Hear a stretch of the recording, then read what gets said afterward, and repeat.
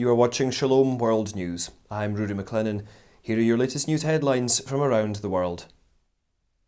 The Archbishop of Denver, Samuel Aquila, has called on the faithful to become, quote, apostolic people in order to proclaim the good news to a weary world. In his Lenten notes to the Archdiocese of Denver, he said that a tendency of secularization is leading to the end of a culture of Christendom. He also attributed falling church attendance and the rise in the number of those with no religion in the United States to secularization. He asked, quote, to lose God is to lose the purpose and meaning of life, and in that barren landscape where can hope and love take root and thrive? The Archbishop reminded the faithful that God is calling his church to go on mission and of the need for joyful witness in the face of opposition. He encouraged the faithful to proclaim the truth without shying away and to approach everyone with charity. February the 9th saw Caritas International launch its Grail project in the Ivory Coast. The project aims to improve the diagnosis and care of children with HIV. Grail, which stands for Galvanizing Religious Actors for Better Identification and Linkage to Pediatric HIV, was implemented in the Congo and Nigeria in 2017. The project was launched in partnership with groups such as the World Health Organization and UNICEF. The President of the Episcopal Commission for Integral Human Development and President of Caritas Ivory Coast, Bishop Bruno Essoyedo, celebrated Holy Mass before the launch ceremony. In his homily, Bishop Bruno welcomed the project that would help children who urgently need medical treatment.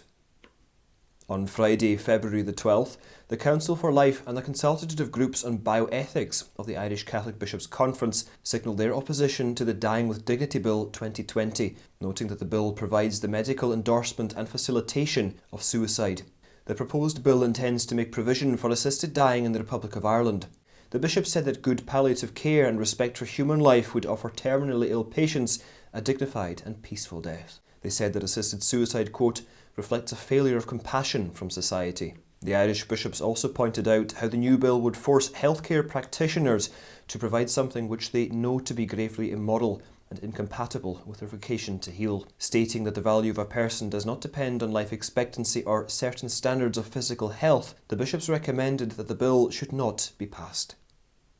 The Mexican state of Aguascalientes has passed a law rejecting abortion, and so becomes the 22nd out of the country's 32 states to do so. With 18 votes in favour, 7 votes in opposition and 1 in abstention, the state's Congress voted to defend the right to life from conception to natural death. Abortion is tightly restricted in Mexico, though the rules vary between the states. Meanwhile, the National Front for the Family, an alliance of more than 1,000 associations supporting marriage, children and parental rights, organised a caravan campaign from February the 12th to the 15th.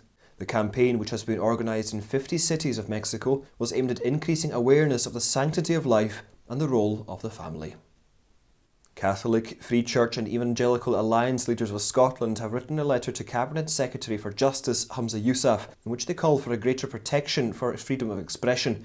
In a joint letter dated February the 12th, the leaders voiced their concerns that disagreements on transgender identity might be considered an offence if the Hate Crime and Public Order Bill is passed in its present form. The letter reads, "We believe provision must therefore be made in the bill for discussion and criticism of views on transgender identity without fear of criminal sanctions.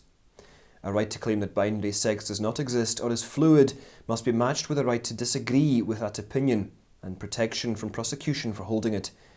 Introduced on the 23rd of April 2020 in the Scottish Parliament, the Hate Crime and Public Order Scotland Bill intends to protect people who fall within the categories of disability, race, religion, sexual orientation and transgender identity from hate crime. The bill is currently at second stage amendments in the Scottish Parliament. Lent is a time to, quote, renew our faith, draw from living waters of hope and receive with open hearts the love of God. So spoke Pope Francis in his 2021 Lenten message. The Holy Father said that prayer, fasting and almsgiving bring about conversion. Continuing, he said, in these times of trouble, when everything seems fragile and uncertain, it may appear challenging to speak of hope, yet Lent is precisely the season of hope, when we turn back to God. He added that fasting frees us from consumerism which weighs us down. Pope Francis encouraged the faithful to receive hope through recollection and silent prayer. Concluding his message, the Pope said, "The call to experience Lent as a journey of conversion, prayer and sharing of our goods helps us as communities and as individuals to revive the faith that comes from the living Christ, the hope inspired by the breath of the Holy Spirit and the love flowing from the merciful heart of the Father."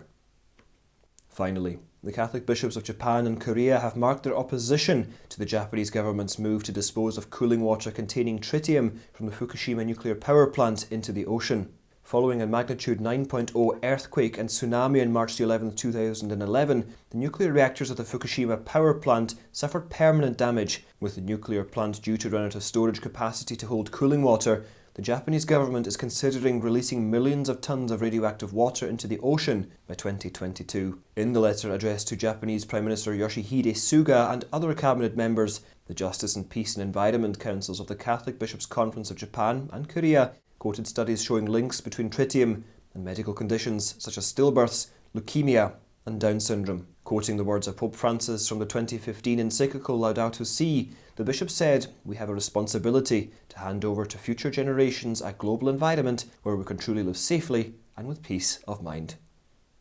And those are your news headlines.